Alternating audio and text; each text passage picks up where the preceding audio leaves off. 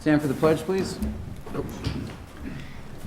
Pledge allegiance to the flag of the United States of America and to the republic for which it stands, one nation, under God, indivisible, with liberty and justice for all. Take the roll. Morissette. Here. Alms. Here. McCormick is excused. Weber. Here. Hoggett. Here. Hall. Here. Okay, comments and suggestions from citizens. It's your opportunity to come up and say a few words. Anybody have anything to say? It's your opportunity. Anybody have anything to say? Anybody have anything to say? Hearing nothing, we'll close that portion of the agenda. Discussion and possible action on consent agenda items. Approve the regular session minutes of October 24th, 2016. Approve claims in the amount of $627,197.03. Detail is available in the clerk's office. Contingent on payment of any outstanding debt owed to the city and successful completion of the background check. Approve the issuance of a regular operator's license for the period of November 15th, 2016 to June 30th, 2018 to Abigail Fallhaber, Nathan Wagner, Darren Yeager, Casey Van Duzarts, Brady Munich, Diane Landfear, and 2 temporary operators licenses for the Hudson Hockey Alumni Game for December 23rd, 2016 to Carrie Gornick and Megan Gornick. To refer the request for rezoning 708 2nd Street from R2 two-family residential district to B3 Central Business District, and to amend the 2009 City of Hudson Comprehensive Plan to the Plan Commission and City staff for review and recommendation, and to set a public hearing for Monday, January 9th, 2017 at 7 p.m. To approve a one-lot certified survey map at the northeast quadrant of Crestview Drive and Badger Drive as proposed by Hudson Center Holdings, LLC, and CFT NV Development, LLC. To approve the EP Rock Elementary Fun Run Walk on May 6, 2017. To approve the St. Pat's Thanksgiving Day Walk Run on November 24th, 2016. And to approve a Class B beer, Class B wine license for the Hudson Hockey Blue Line Club for an event on December 23rd, 2016 at the Hudson Sports and Civic Center from 6 p.m. to 10 p.m. That is all. Motion? So moved. Second. Motion and second for the consent agenda. All those in favor? Roll call. Aye. Oh, roll call, I'm sorry. Hall. Yes. Morissette. Yes. Alms. Yes. Hoggett. Yes. Weber. Yes. Motion's approved. You want to move that one up then? Yes, and so we've had a request to, under new business, item E, to move item E up right away so that we can get somebody back to the school board meeting. Evening. Thanks, Denny. School District of Hudson, from a letter from Dr. Nicolette, the school superintendent, requests that the city consider abandoning unimproved right-of-ways for Fillmore Street and alleyways within the property that was recently purchased by the school district. That property is generally located at the southeast quadrant of Oak Street and 11th Street. What I'm asking for tonight is for the Common Council to consider using the process to vacate or discontinue those unimproved alleyways and streets through a process where the city initiates the process. This is similar to the vacation process that we use for the property up on Crestview Drive at Dominion Drive. By moving through this process, it doesn't bind the Common Council to actually vacate or discontinue, but just initiates the process. If the council would agree to initiate the process, then I'd bring back a resolution that would specify the locations of the discontinuances, also spell out the hearing dates. Hearing dates cannot be, is a class 3 notice, so it's, and also has to be preceded 40 days. So the public hearing in itself wouldn't be until at least to the second meeting in January or January 23rd. So what I'm requesting tonight is for the city to initiate the process at the request of the school district to discontinue these dedicated right-of-ways. I'll move recommend to initiate the process to vacate street right-of-way alleyways on the school district property. I'll second. Okay, it's been moved and seconded. Discussion? All those in favor? Aye. Opposed? Motion's approved. Yeah, thanks, Danny. Back to item A, discussion and possible action on premises description change for HAG Inc., doing business as Pudge's. As discussed at the Finance Committee, Pudge's has requested a slight amendment to their premises description for their alcohol license. Finance Committee recommended approval. So moved. Second. It's been moved and seconded. Discussion? All those in favor? Aye. Aye. Opposed? Motion's approved. Discussion and possible action on denial of operator's license. Also, as discussed at the Finance Committee, Chief Jensen recommended denial of one operator's license due to some alcohol convictions, and the Finance Committee also recommended approval. Of the denial. Oh, the denial, I'm sorry, yes. I'll move to approve the denial. Second. Okay, motion and second. Discussion? All those in favor? Aye. Opposed? Motion's approved.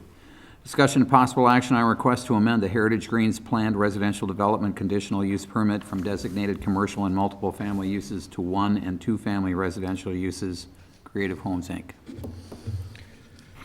This amendment to the planned residential development conditional use permit for Heritage Greens is on the south end of Heritage Greens, just north and northeast of the main entrance off of Henry Road. There's been a couple of amendments. 2008, there's a pretty significant amendment to the Heritage Greens planned residential development, which created some neighborhood commercial areas and multiple family areas. The market just hasn't supported those developments in that area. Creative Homes is requesting to change the master plan to allow 1 and 2 family residential. The Plan Commission recommends approval at the public hearings. There's general support of the homeowners associations in that area of the amendment. I hope if I beg, I maybe don't need to read the full recommendation, but basically it establishes 8 one-family residential lots and 14 two-family residential lots for a total of 36 dwelling units. Planning Commission recommends that limitations, dimensional setbacks, and for height and structures, as was discussed, and those are set on the second page of the recommendations. The approval will be conditioned on subdivision of the 2 outlots that exist where these residentials are proposed, subdivisions are proposed. We'll probably see the first one will probably be the 6-lot, 1-family area. And then there's a number of amendments and attachments to the 2008 approval, and what I've spelled out as the last condition is the very specific notes in those as far as cumulative commercial areas is being reduced down to 2.5 acres, the number of units and so forth. But Planning Commission recommends the approval of the requested conditional use permit amendment. Mr. Mark Gumpher from Creative Homes is here tonight to answer any questions that you may have. I'll move we approve the outlined committee recommendation as Denny noted. Second. Okay, motion and second. Discussion? All those in favor? Aye. Opposed? Motion's approved. Discussion and possible action on a request from Ron Newman, 911 Vine Street, for an easement use agreement to allow an off-street parking area that would extend 10 feet into the city property outlot 215 at the northwest quadrant of Vine Street and 10th Street.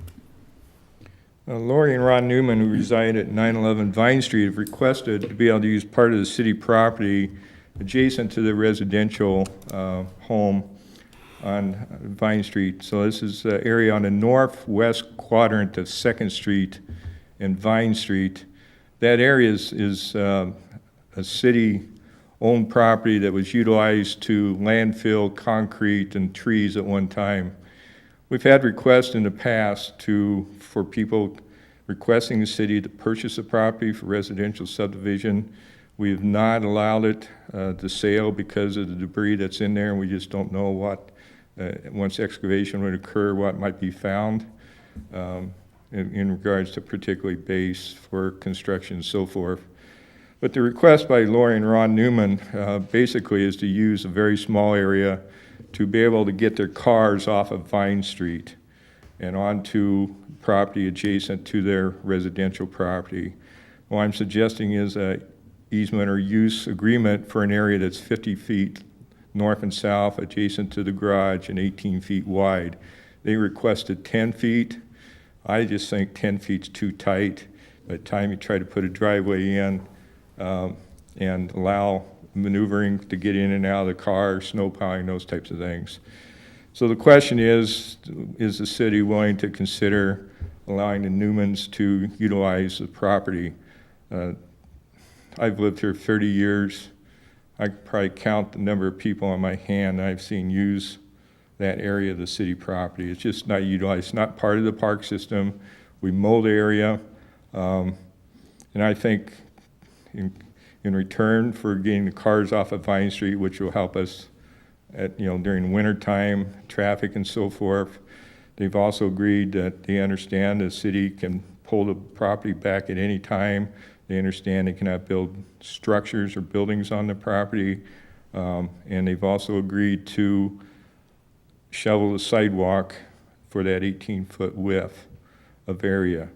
So I guess the question is, should the city get, and Kathy and I discussed this today, and I visited with Mr. Newman this afternoon about it, was where the city should get any additional compensation for the use of the property if the Common Council is willing to cooperate with the Newmans and allow them to use the property.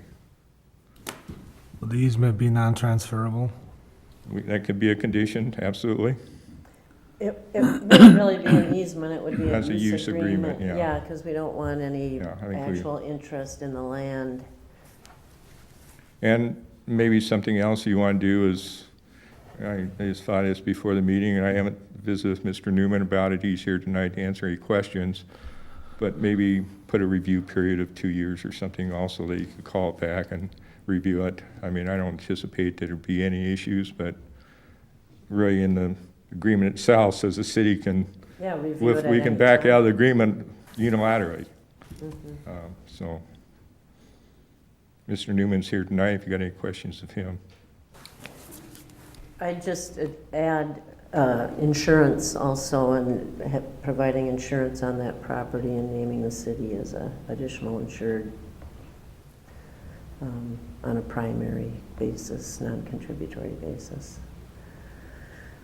And just as a point of information, I think I know the other situation I'm aware of that someone's using public property for a private purpose is the San Pedro dumpster lease. I think they have some sort of payment that goes along with that. I'm not certain on that, though. And I don't recall another, well, except like a lease of where the rowing club actually uses a building. That's a little bit different.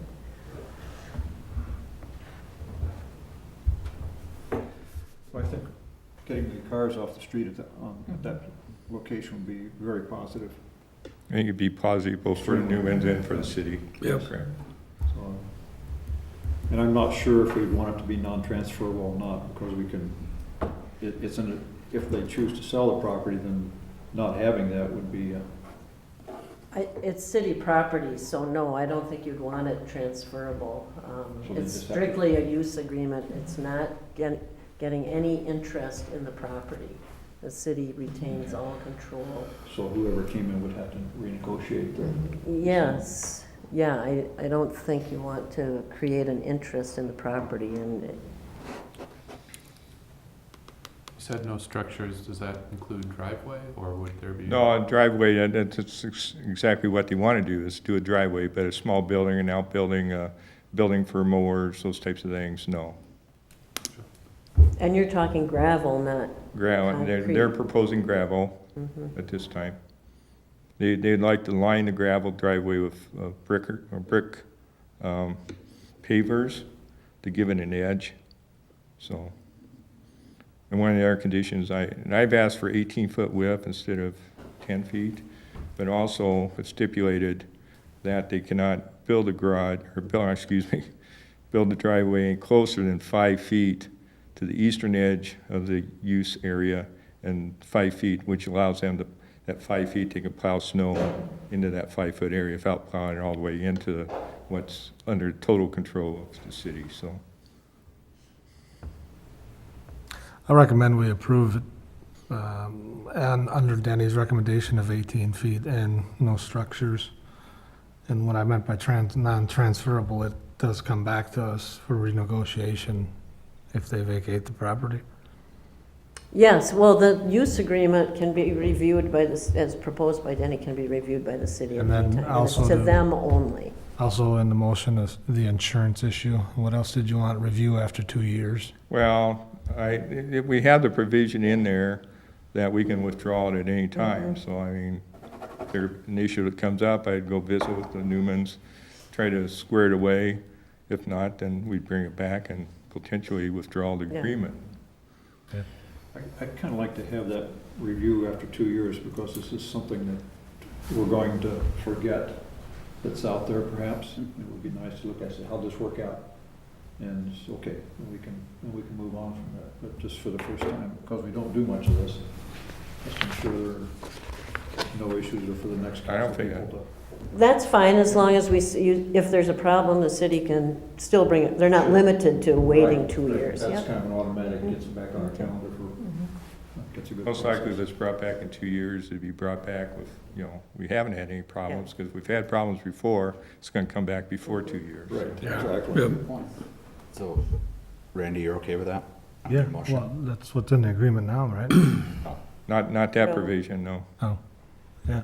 So it's what's in the agreement plus a 2-year of your non-transferable and the insurance language that, Yeah. standard insurance language.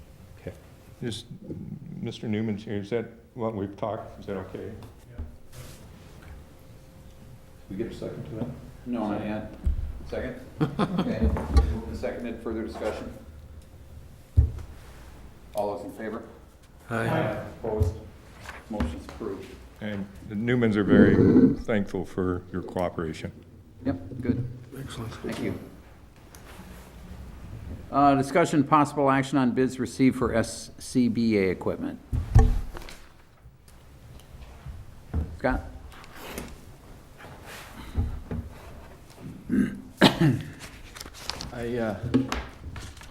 Good evening. I believe everyone's at the Finance Committee meeting, but I'm happy to answer any questions if anyone does on the purchase of the SCBA's. We're at the end of our lifespan for 15 years. That's up on the majority of them this year, so we'll take delivery in January, and then be set for 15 years and kind of good to go. So, and right now, actually we have several that are old ones that are in disrepair that we're holding off on repairing just because we know we're getting a new one. So it's definitely due to be replaced. So if there's any questions, I'd be happy to answer. Okay, this was recommended by the Finance Committee. Yeah, I'll move to approve the SCBA purchase with the prepayment option. I'll second. Okay, motion second. Discussion? All those in favor? Aye. Opposed? Motion's approved. Thank you very much. One thing I did Thanks, forget to Scott. add was River Falls has the same ones. Roberts will be buying them. We're trying to get the neighboring communities to all have the same style, the same brand, so we can interchange, and when we work together, we all have the same equipment, so that's kind of what we're working towards. So just a little more thought into that, so thank you very much. Thanks.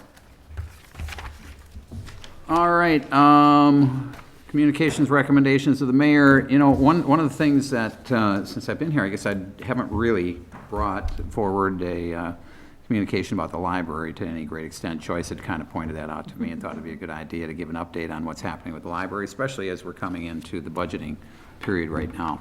So everybody had this included in the packet that came from Devin, and just kind of going to go down the strategic plan. Actually, first of all, I want to talk about the budget. For the year 2016, this year, we are going to come in about $40,000 under budget. So we'll be in the black, and Tina's done a great job managing the budget there, and everything's looking pretty good for this year.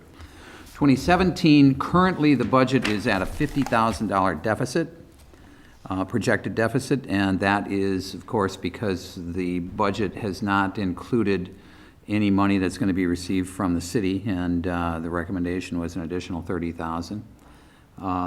So it does not reflect that, does not reflect any additional money that might be coming from any of the other municipalities, and we believe that there is money forthcoming from Town of Hudson and probably St. Joe, not likely for North Hudson. And so we are looking at a relatively balanced budget. Might come in a little bit in the red, but Tina believes that she'll be able to handle that. There are couple other things that are happening with respect to the budget. We have outsourced the cataloging to IFLS, and we took that out of the realm of the staff at the library because it was an additional cost. Tina says that she has somebody in place right now that can do the cataloging, and so we can realize the savings by bringing that back in-house. She believes that there's room for some movement based upon some of the other things that are going to be the other moving parts there with the budget. There are no other donations included in that budget right now, and we also know that there's going to be money coming from both the Friends of the Library as well as from the foundation, and I'll get into some of that in a little bit. So it doesn't include any other additional money. So we're looking right now at a relatively balanced budget for 2017 with all the pieces that we're aware of. Like I said, it might be a couple thousand in the red right now, but that should be taken care of with some of the other monies coming in from the other entities. Okay? How much do you have in surplus, or how much do you expect to have in surplus at the end of the year?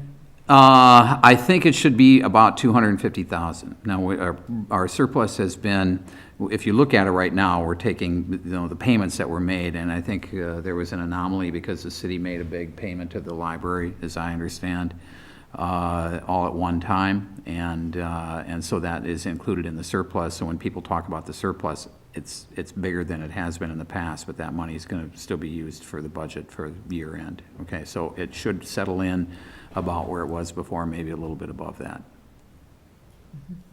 Okay? Anything else on that?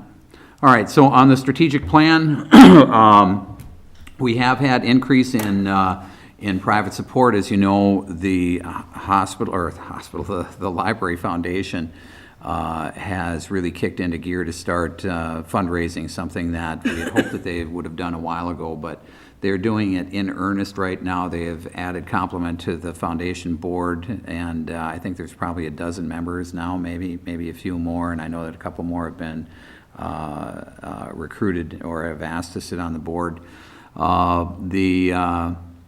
They've determined that they want to be the lead fundraising organization for the library, and they are in the process right now of sending out the annual appeal. It may have already gone out, but there should be annual report first, and then the appeal is coming right behind that. I'm getting a nod here from Bill. Did you see one in the mail? Okay, good. So, and that went out, I think, to like 12,000, 13,000 households, and hopefully we'll get a good return on that.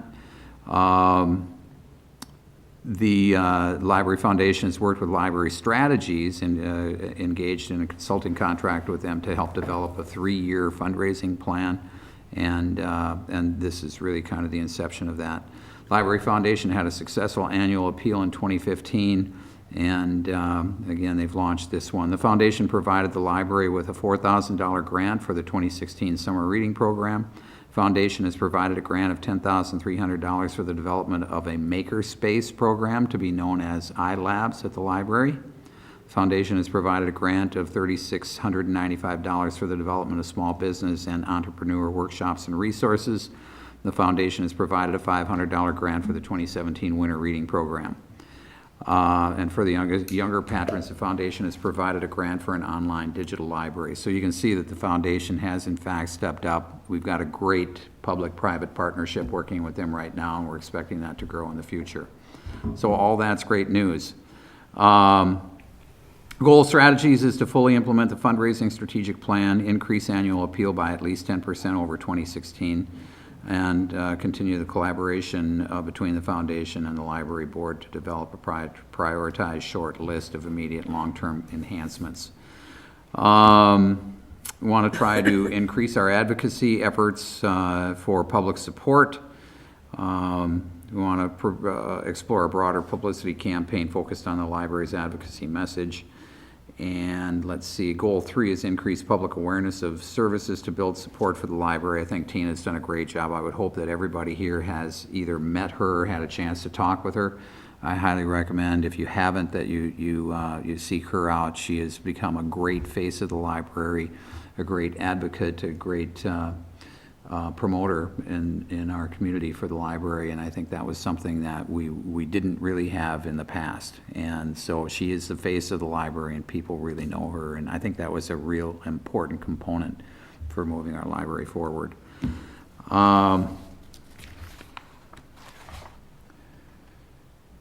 We want to enhance and improve the library services and resources, and obviously you can read a lot of this, but to move into that's just a strategic plan. If you want to look at statistics, we see that our visitor counts are up, have gone up. I mean, obviously they're kind of volatile, but we have had more visitors than we have had in a long time, and probably a lot of this has to do with being open on Mondays. And so congratulations and thank you to the board here, to the council, for providing the money to open the library up. I think it has been successful. It's worked well. Visitor count is important. Our circulation, I don't have a comparison for that for previous years. I can say this, however, that circulation overall is on a downtrend, and that's not just for us. That's across the board, libraries in general. But, you know, the people are still with a visitor count up. What's going on, right? So people are utilizing other services, especially electronic. Okay. You can see the foundation-sponsored summer reading program has had enormous impact with increases at all age levels, some of them extremely significant increases. New registrations are on an upward trend, and we're getting back to, we were kind of at a low in 2014, and we have bounced back from that in 2015 and 2016. You can see year-to-date, we are probably on track to exceed 2015 significantly, maybe get back up to where we were at 2013.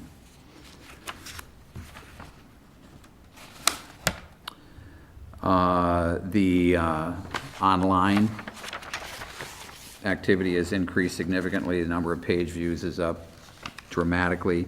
Computer usage is up. So people are taking advantage of the library. They're finding new uses for the library, and the library is adapting, I think, to the changing environment out there for our population. And all in all, I think we're in good shape. I think that, you know, keep your fingers crossed for a very successful foundation fundraiser, annual appeal. And as you can see, they have really stepped up and provided good revenue for programming for the library, and hopefully that will continue to increase.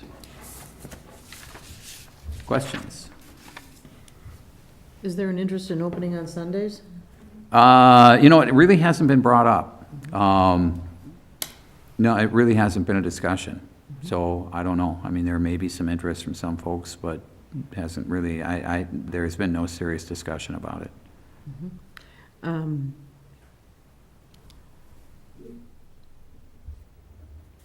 You know, obviously opening an additional day is going to be a staffing issue. So it's more than just lights and heat.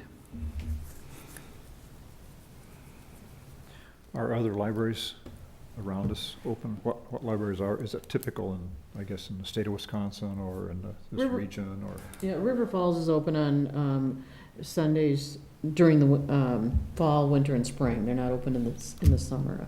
And they're open, I think, 1 to 4 or noon to 4, something like that.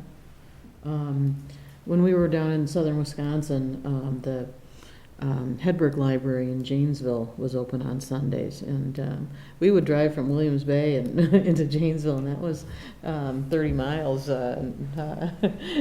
just to enjoy the library. And it was a beautiful library. They have a nice public-private partnership, in case you're not familiar with that. Janesville Lab Supply, the Hedbergs own that, and they have donated a lot of money to support that library.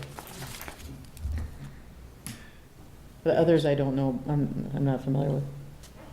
If it's not and I assume it's not a private matter, what was the foundation support in 2016? What were they able to raise? What was their annual fund? It was, I'm thinking it was about 35,000, something like that. Okay. And they're on a. So, it was, it wasn't bad for their first ever annual appeal, and they got out of the gate late. I think, I don't think the appeal actually went out until about mid-December. Yeah. And so they're way ahead of the game this year, and obviously a lot of people had already made their decisions about where they're going to put their charitable dollars by the time the letter actually got out. So, not a bad sum for the lateness of the appeal, but it fell far short of their stated goal, which I think was 100,000 at the time. Probably a little unrealistic, but it's always good to have a good goal. What's their goal for this year? I don't know the answer to that. Mm-hmm. I sit on the foundation as a representative from the library board, but I have not been able to make the last couple of meetings, so I'm not sure what the actual stated goal was. So,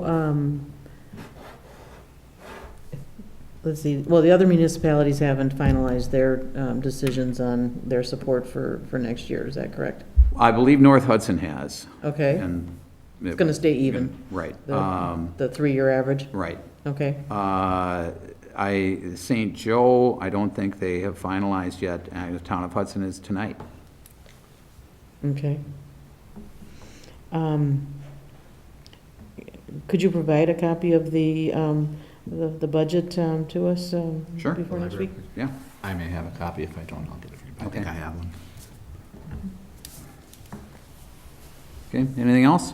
On the fundraising, was it individual or businesses, or do you know the ratio, or? I really don't know the ratio of that. I do know that there was a big discussion there on including businesses, but I'm not sure how that ended up. Yeah, okay, just curious. I would say, just off the top of my head, I don't think it would be more than 10% of the total. I would think 90% would be individual, residential. Awesome. That's really good. I have another question. In the information here under Goal 3, you've got ensure adequate funding for communications and marketing plan. Mm-hmm. How much money does that mean? Do you have a ballpark? Whatever's adequate. Okay. No, I don't know yet. Okay. Are there grants for libraries that you can apply for? Yes, there are. Some private foundations offer things. In fact, I know that, I believe it's Phipps that offers, this is kind of interesting. I think it's Phipps. Somebody local anyway offers grants for operating expenses, which is really out of the ordinary. And that's really kind of where we thought we needed help, and certainly needed help a couple of years ago, was on the operating side. The nice thing is a lot of this now can be the programming stuff can be farmed out to grants from other entities. It's arguably it's operating, but if you put it out there as programming, can you help us with bringing in this new program, the Makers site, for example? There probably are grants available for that, and we have discussed that, and we're looking at that, so we hope to be making some grant applications. Good deal. Yeah.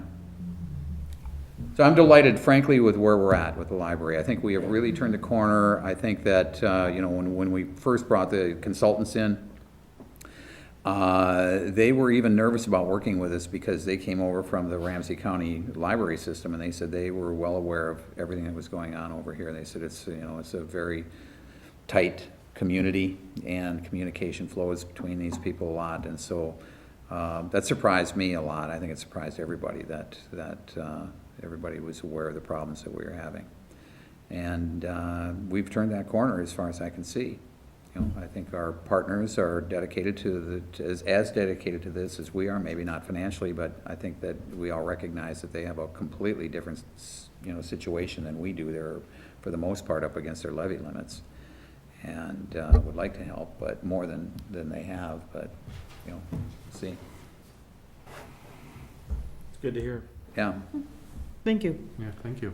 well, you're welcome. Thank you for bringing that up, Joyce. Item B and number 7 is the appointments that are open. We have the additional position at the Hudson Public Utilities Commission. I'm recommending a gentleman named Pat Nolan for that.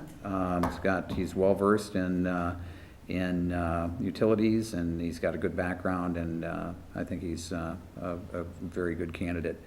And for the Hudson Library, I'm recommending Paul Burning, who's also got a passion for the library, and I think that he would be a good addition to our board.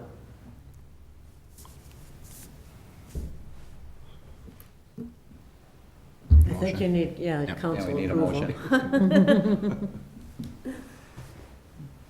Move for approval. Do we do that without notice? Yeah, I guess so. Well, they're on here, Oh, I'm sorry. appointments, yeah. The names weren't, but Yeah. it was that agenda. I'll second that. Okay, motion second, discussion? All those in favor? Aye. Opposed? Motion's approved. Anything for future agendas? Yeah, you had brought up having some type of method for filling council or commission and board positions, and I think that it would be a good idea to have a discussion on that and put together a plan. I read about the library board opening in the newspaper, but I think it would be good for us to have a procedure. And he's asked me to, look at the ordinance and get a list of when all the things are due, and, so Okay. that's on my list, it's actually Okay. to the top of the list now as opposed to, so, I look know at. you're busy. No, look at the ordinances and look at, what the ordinance require us to do when they're doing. Rich also suggested some brief job descriptions, based on what's in the ordinance Yeah. and what their duties are, so that when someone says, well, if I want to be in the library board, what does that mean? Because right now there isn't anything, Yeah. so hopefully maybe December, I can get that, the first Okay. one of the meetings in December, I can get that done. I can say this, this is what you saw in the paper is the beginning of that process. We want to, I would like to, and I would think that everybody here would agree, to have these posted. I think to have people, people that are interested in these things have no idea when these are come up for, when they're open, if we lose somebody or if they expire. And I can tell you, I got phone. I didn't have to go out and look for anybody. I got phone calls to fill these positions, or letters, emails, and so I think I got 3 for the library and 2 or 3 for the public utilities. No, I agree that they should be published in the paper. I just think that Yeah. we need a Policy and a procedure. policy and yeah. procedure. Mhm. Yep. Okay, thanks. Kathy? Nope. Nothing? Okay. All right, so, Quick thing. Devin? If I could. I just wanted to express my thanks to all the election workers. Between absentee ballot voting and regular, we had nearly 7,600 voters go through. A lot of the election workers put in 16, 17-hour days, so it gets to be a long day. And also wanted to publicly thank the admin staff here, Kathy, Karen, Chrissy, and Brenda. Kathy and Brenda stepped up and did some of the things with utility billing and receipting and stuff that Chrissy and Karen do, so they were freed up to help me with the election things. So it was a team effort, and I think it went, I didn't hear any complaints other than in the morning there were some lines, but, once it got past that first rush, I think things went very smoothly, so. good. Nice job, you. by the way. Yeah. Thank you very much. You I did an talked to excellent one job. I'm sorry. I talked to one election worker, and she complimented you on your presentation and training, so I think that went smoothly. Thank you. Cool. All right, discussion and possible action on entering into closed session pursuant to Wisconsin statutes 19.85, sub 1, sub E, deliberating or negotiating the purchasing of public properties. You guys don't want to wait for the vote before you leave? The investing of public funds or conducting other specified public business whenever competitive or bargaining reasons require a closed session regarding negotiating strategy relating to a possible agreement between Hudson Hospital and the City of Hudson relative to St. Croix EMS. Move to go into closed session. Second. Okay, motion and second to go into closed session. Roll call? Haggett. Yes. Hall. Yes. Weber. Yes. Morissette. Yes. Alms. Yes. Okay, motion's approved. Closed session. Thanks, everybody. I don't know if anyone's commented on how nice Vine Street is, but it's really nice. Yeah. It is awesome. Thanks, John. Yeah, I think everyone did a great job, and, man, it's totally different road, I think.